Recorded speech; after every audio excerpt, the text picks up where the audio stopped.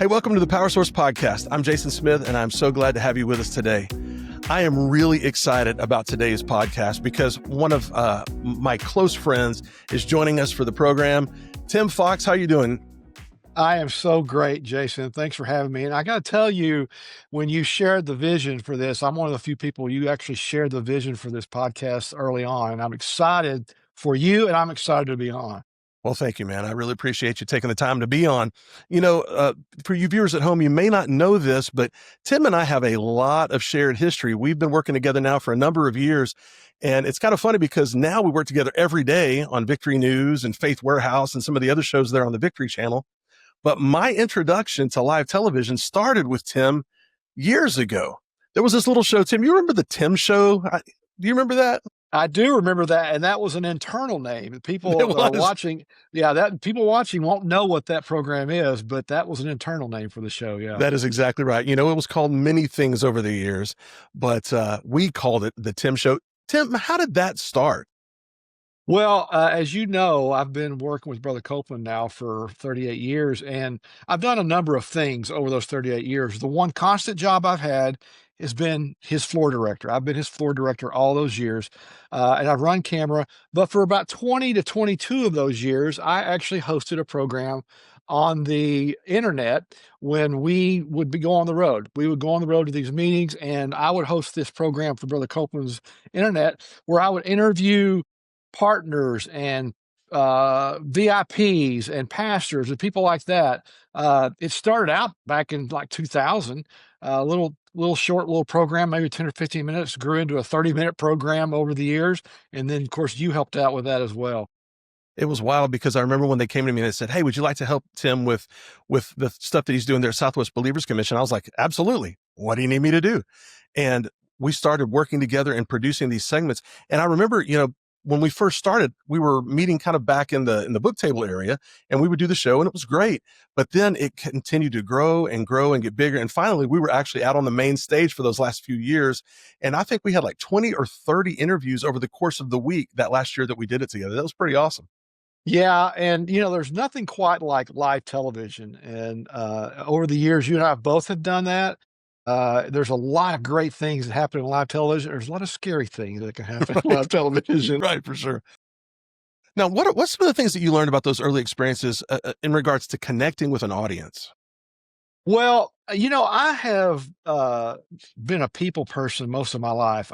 My mom, who had worked at the ministry for over 45 or 50 years, I guess, she's known by everyone as Precious at the ministry, and she was such a people person. I guess I got that from her. I love people, and then of course my introduction to television. Went to college to do television. I love doing TV. So I think the combination of loving people and really loving to do television really worked in my favor in that regard. You've interviewed a lot of people over that span of time. What are some of the ones that really stand out to you? Well, Pat Boone, I interviewed Pat Boone at Wow. one of those meetings. James Robinson. I mean, I've interviewed a lot of, really, and of course, all the speakers that have spoken at our meetings over the years, Jesse Duplantis, Jerry Savelle, while he was still here on the earth, Creflo Dollar, I think I even did him. So I've done a lot of these guys over the years, and I've even, interviewed political figures over the years as well. So, But yeah. I mean, it's been great. The Lord's really blessed me. He's given me opportunity that I don't know that I would have thought that I could do. I remember the year that the Fort Worth mayor stopped by to chat with us a little bit. She did. We had that meeting in Fort Worth, the longest running meeting in Fort Worth, by the way. Betsy Price was the mayor at that time, and she came into the meeting. She came actually almost every year to welcome the people and usually give Brother Copeland some sort of recognition. And she happened to be there this year that we were doing it, and we got her to do an interview with us. It was really kind of fun. It was a lot of fun. But, you've been doing that for a long time. You've had a lot of experiences on TV. I think probably my favorite Tim Fox story in regards to television is what happened in Washington, D.C. on January 6th. And I'm sure you remember that. Tell us what happened. Well, we were there. We had gone after the election, of course, with all that was going on and all the questions about the voting and the ballots and all of that. So we were we went to Washington, D.C. because that day on January the 6th, President Trump at the time, was having a meeting. He was doing something on the ellipse. He was having a rally on the ellipse. And then, of course, later on that day, Congress was going to meet to decide, what was going to happen in the election. So I was there in the ellipse. Mike Garofalo, who I work with on Victory News, was in Georgia the day before and was going to fly to DC on the 6th. He was going to actually be at the Capitol that day. I That's was right. going to be at the ellipse doing my reporting from there. Well, as it would happen, he he missed a flight, or the flight got canceled and they weren't able to get there. So I was at the ellipse and I got a message from you, said, "Hey, I need you to go to the Capitol right now." And I'm like, what the heck's going on? And Yeah. so, I mean, I had no idea. So you're like, get to the Capitol. So I hopped in a Uber, got down to the Capitol. We had a prearranged spot in a press area with a prearranged photographer that was stationed there in DC that I met with, and we started doing the live reports for America Stands, because at that time Victory News did not exist. That was kind of the precursor to Victory News. Yeah, let me cut in right there, because what was happening is everything was moving very fluid. I remember being in the control room, and there was a lot happening, and someone else was actually producing that particular program. My job was to coordinate with you and with Mike to make sure that we had all the pieces in place, so to speak. And yeah, I remember when we found out that Mike wasn't going to be able to make it to that slot. I was like, we got to get Tim up there. So we left a crew at the ellipse with a camera, and we got you back to the Capitol. And I remember it was on the back side of the Capitol, where It at that was. time really nothing was going on. So you were No. back there. You had a great shot. The steps were behind you, and then things started to shift. And I remember you started telling us about vans that were pulling up, and people were getting out, police were getting out, things of that nature. And then all of a sudden, it kind of went to pandemonium, didn't it? Well, it did, and a group started up the steps. Now they weren't. Now on the side that I was on, that which is the Supreme Court side, if you know the Capitol area, I was on the side of the Capitol that faces the Supreme Court. So people went up the stairs on that side. However, I don't think at that time anybody went in. The folks that went in on the other side of the Capitol. So they were just going up the steps, had their Trump flags. They weren't going in the building at that point. But I mean, it was sort of a surreal moment to see, a mob of people go up those steps. And so I was reporting in real time what was happening, while on the other side of the Capitol is where really all the things were going on. And I was getting reports from inside. Some of us there in the media were getting reports on what was happening. I was just relaying those things to our audience on America Stands. And at the time, you don't really know that you're part of history at the time. I mean, now we look back, and of course, it's one of the most historic things that's happened in our country in a long, long time. At the time, I'm just reporting. I don't have to do my job, and I'm not thinking, boy, I'm in a historic moment here. I better take advantage of this. No, it wasn't that at all. I just know that you were there and you were reporting, and then one minute you were with us, and then we saw this guy coming up behind you, a big guy. He had kind of like the Antifa looking headset on, and he had this bulletproof vest that said press, and Yeah, we were like, what's going on? And he yeah, came across the barrier, and I remember one of our security guys actually pulled you off camera on live television, and then all of a sudden I'm like, where'd Tim go? I What's know. going? And then we kind of, what started was this back and forth between you and me trying to get connected. Your wife was texting me, where's my husband? I'm like, I don't know. And I'm texting the people that we had scheduled with the camera, and we're just trying to connect because I wanted to make sure that you were okay. And Yeah. finally you were able to reconnect with us from a van somewhere. I don't even know how you got to the van, but it was a Well, wild, a wild little day. backstory is, once we got to the Capitol and set up in that location in the press area, there were people walking by. and I got called names that I'd never heard before because Right. I was in with a lot of the other press. People didn't realize who we were, and I kind of wanted to say, no, we're the good guys. Right. We're one of the good people, but I couldn't do that. So I was getting called things there. So obviously there was some hostility towards the press because let's face it, up to that point, and even now, the press does not really cover President Trump in a fair manner, or Republicans or conservatives, or however you want to say it. So we were already getting those hecklers and people calling us names. So I didn't even think anything about it. And the thing, but you were saying is the guy was coming from behind me. I didn't Yeah. see him because he was from behind me, but our security guys were stationed right in front of me. And the funny part of the story, I've told this before, but one of the security guys called my phone.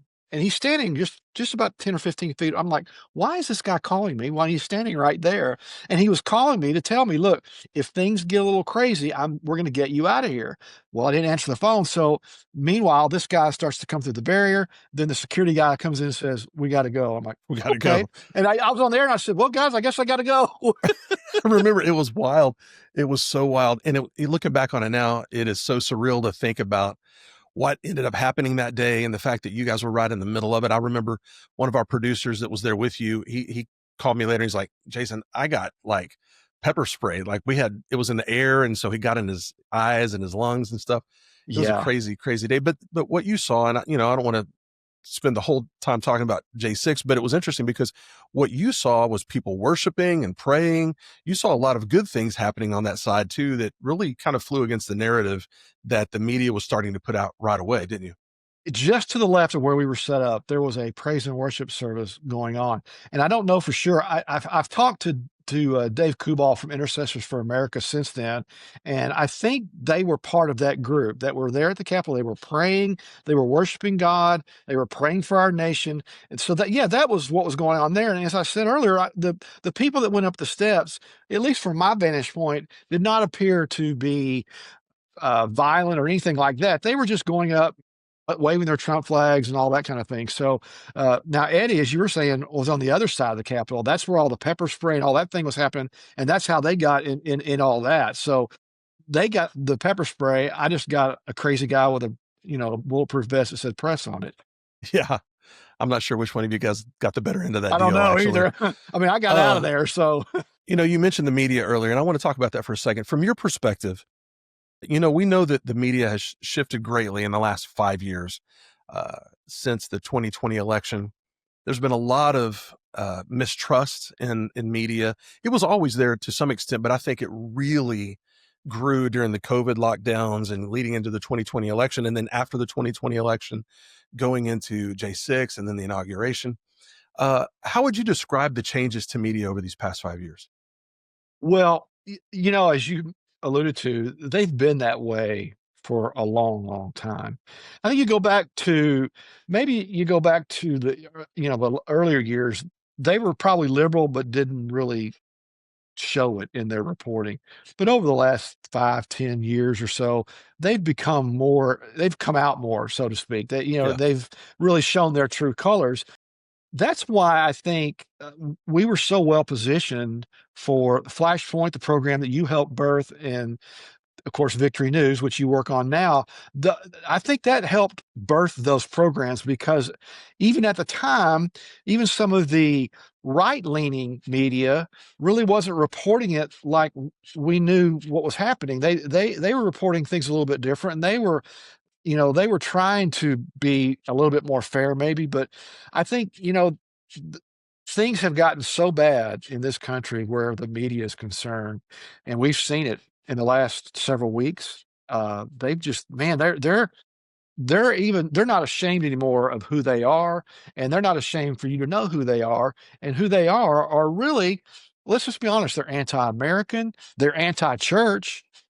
I wouldn't say Oh, yeah. antichrist, but I mean, they're anti-church. Yeah. So I mean, that's why it's so important that Christians have a voice that we have today with media outlets like Flashpoint and Victory News, and even maybe, I don't know, maybe Fox to a degree, and Newsmax. Some of those are more right leaning, but man, you look at that compared to all the other media who are way left. Right. They're not even close to center.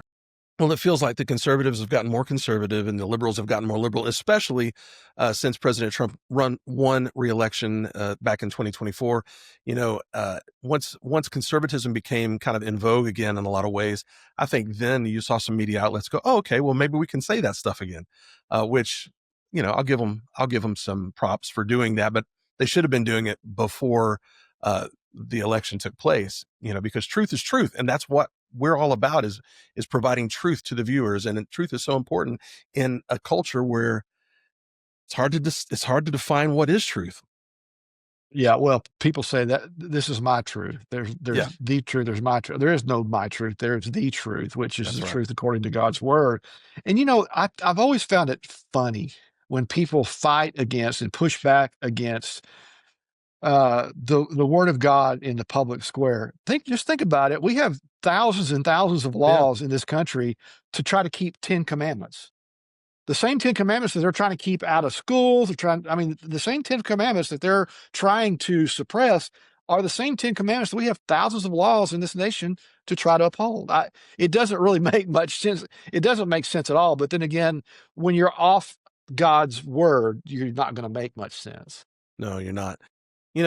Tim, many people know you as a broadcast talent, obviously between Victory News and the other things that you've done over the years. But a couple of years ago, you took a step into the political fray that was kind of the next level for you. What made you want to Yeah. step into politics at the local level? Well, I've told this story so many times, but I don't mind telling. I love telling this story, to be honest with you. About, I'd say 20 years ago, David Barton came to do broadcasts with Brother Copeland. And as I said earlier, I've been Brother Copeland's floor director for all these years. So I'm in the studio. Didn't really even know who David Barton was or anything like that. After those broadcasts, I was so encouraged, so challenged to do something. And so I thought, well, I already was voting. I already never missed a chance to vote. I already voted pretty much every time there was an election. But I thought, well, what can I do? And it wasn't a few years after that, maybe 10 years after that, 5, 10 years, decided, you know what? I can get involved, but I need to find something that kind of fits my schedule that I can still do what I'm doing at KCM and all the things that I'm doing on television. So I ran for a precinct chair position, which it's a local position. And and I won, which was crazy. I mean, I think I won, and I had a runoff and all this kind of stuff too. But So how long have you uh, how long have you been a precinct chair now, Tim? almost 10 years, Wow. almost 10 years. And the reason I did it was because I wanted to leave a better America for my kids. That was really my motivation. I wanted to be a voice, but I wanted to leave a better America for my kids. And little did I know the America back then. And I think I would almost like love to have that America back then, Yeah, even as crazy it was. I mean, it's way crazier now. it But is. that was my motivation. That's awesome, man. That it is awesome. Now, what would you say to those? Because there's a lot of people out there that think local politics just doesn't make a difference. What would you say to them? I would say you're misinformed. And if you go to a church that doesn't encourage you to get involved, or if you go to a church that's not involved by saying things from the pulpit, you know, back during the Obama administration and the Biden administration, they were really good at hanging the Johnson Amendment over churches. Now, for people that don't know, Right. the Johnson Amendment, Lyndon Johnson passed this thing when he was president because he was mad at churches because they were telling the truth and they were holding his feet to the fire. So he passed this thing that said if churches speak out on political matters, the IRS can come after you and possibly take away your tax exempt status. So all these years, churches have had that hanging over their head, which again, it's caused fear in churches, which is not. It doesn't matter. What if they take your tax exempt status away? Isn't that worth saving your country? I mean, Absolutely. that's if your pastor is not that strong. So again, you probably if you're not a church that's encouraging it, then that's the first thing. The second thing is, you know, it depends on what you do, it just takes a little bit of time. Sure. The thing I'm doing with the precinct chair, we have meetings every other month, for it's probably a couple hours. They do, the business of the county. It's a county position. We do business in the county, and then of course, it also feeds into every 2 years. They have a convention here in the state of Texas. You don't have to go, but you can be a delegate. I've done that many times. It's really cool. It's really fun. It just takes time to do it. I always encourage people, if you don't want to run for something, go to a school board meeting, Right. go to a city council meeting and sit in on those meetings, because even if you're not in a position of where you're running for something, and if you have time, I'll run for one of those. Run for a local Sure. position. You'd be surprised how radical some of these school boards are and some of these city councils are in some of these counties, in some of these And cities. the reality is they are putting forth laws and putting forth policy that is directly impacting your family, your livelihood. So why wouldn't you want to be involved? One of the lessons that well, I want to ask this: what are some of the lessons that you've learned from working in the grassroots level? Because a lot of times we look at politics from a national perspective, the Sure. national conversation. Yeah. So, what are some of the things you've learned working at the grassroots level that national conversation sometimes overlooks? Well, I think maybe one of the biggest things is that your voice really does matter. People think, well, does my voice really matter? You talk about grassroots. That's, we're getting down on the ground level. We're making our voice heard. You know, it- they say one phone call represents, I don't know, 10, 15. I don't know. It used to be like one phone call maybe represents 100 people. I don't even know what it is. But I mean, that's really not hard to do, to pick up a phone and call your representative and say, look, I don't like the way you're voting on this. I don't like your stance on this issue, because look, they need votes. And if you call them and say, look, I'm an active voter, I don't miss a chance to vote, and I don't like what you're doing here. I mean, I think I've learned maybe more than anything that silence is not an option. It Nope, really isn't. not anymore for sure. It's not an option in the church, but it's also not an option in the political arena, because the gospel that we all preach, the gospel that we all live, you and I both have been in ministry probably most all of our lives, Absolutely. but people try to say you should separate those two. Those two don't belong together, the political and the spiritual. Not true. That's how we got in the mess we're in, Jason, Right. because people Right. because people say, well, I can't take my spiritualness into the voting booth, or I can't take it into the office that I'm going. That's that's exactly what the enemy has wanted us to do all these years, and we've acquiesced to that. So certainly you have to be grounded spiritually and take that spiritual groundness into the political arena. I completely agree. When you talk to people a lot of times, especially in churches, one thing I hear a lot is, well, I don't like to talk politics. And a lot of times their eyes glaze over. And I think their eyes glaze over because they really feel ill equipped to even have the discussion. And so many of those same people will also say, well, I don't even watch the news anymore. I don't watch the news. I don't want to hear what's going on. And my response to that is always the same. How are we supposed to impact our culture if we don't even know what's going on in our culture? First, you have to understand that we definitely are in a place in society where Christians need to rise up and use their voice more than ever before, because like you said, sitting on the sidelines is what got us in this mess to begin with. Yeah, uh, and you have to understand, it's you gotta be in it for the long game. right. It's not a short game. A Right. lot of people have thought, "Well, I voted for the president. I've got that done. I'm good for another 4 years." Not true. You can't that's how, because every and then the off year election, you have, all of the House and a third of the Senate every 2 years is elected. So those are important. And then, as you mentioned a moment ago, even the local elections. I mean, and they're at odd times, but you have to stay on top of this stuff, and you can't. You have to be in it for the long game. I will Yeah. say this about the the story's always been told about Brother Hagan. He said, they say you would say something nice about the devil, and he would say, well, he is a persistent cuss. One thing one thing about the left in this nation, they are persistent. They never, and they're usually unified. I mean, they don't ever, they walk in Oh, yeah. lockstep. They believe in the issues they believe in, albeit wholly unbiblical. They all walk in lockstep, and they engage every election, every day, I mean, they never take a day off ever. No, they know how to circle the wagons. And if there is any discipline that within their ranks that happens privately, you never hear about it because they circle the wagons to keep the seat. They understand that the goal is more important than the individual. Hmm. You know, one thing about conservatives, we're all about individual rights, and that's a great thing. But sometimes we're a little bit too individual for our own good, I think. Now, let me ask you this: how do we encourage believers?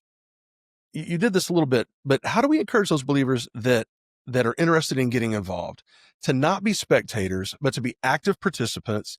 And if they feel called maybe to step into local government or school boards or precinct work like you did, what advice do you have for them? Well, I think people think I have to have this vast amount of knowledge to do it. Really, you don't. You really only have to have principles that are guided by the Bible and principles that you're not going to come off of. And so I think people, it's kind of intimidating. Well, obviously, the unknown is intimidating. Sure, Anything in life, if it's an unknown, it's kind of intimidating. So I think politics in general, in particular, is really something that people really get intimidated by here because I mean it's kind of rough and tumble sometimes. I mean, sure, even I tell you, these local meetings, these precinct meetings that I go to, now these are all Republicans, but even amongst ourselves, I mean, there's disagreements. There's sure, people, yelling at each other, but at the end of the day, we also know that we all have the same goal and vision, and that's to get our government back to a small government of the people, by the people, and for the people. So if you're out there and you're thinking, well, I don't know if I want to run or what to do, it's really not that difficult. And there are resources out there that you can access to let you know kind of what's going on. I think even some of these city councils, and maybe not so much the school boards, but sure. city councils, they have their stuff online. Like their meetings, you don't even have to go. You can just sit and watch a city council meeting.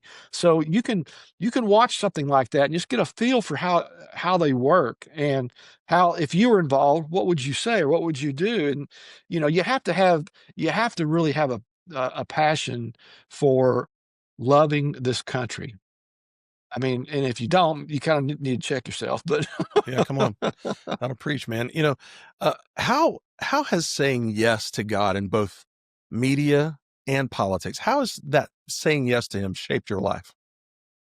wow. Well, I told you a minute ago when I decided to get involved politically, my motivation was my kids. At the time, my kids were smaller. Sure.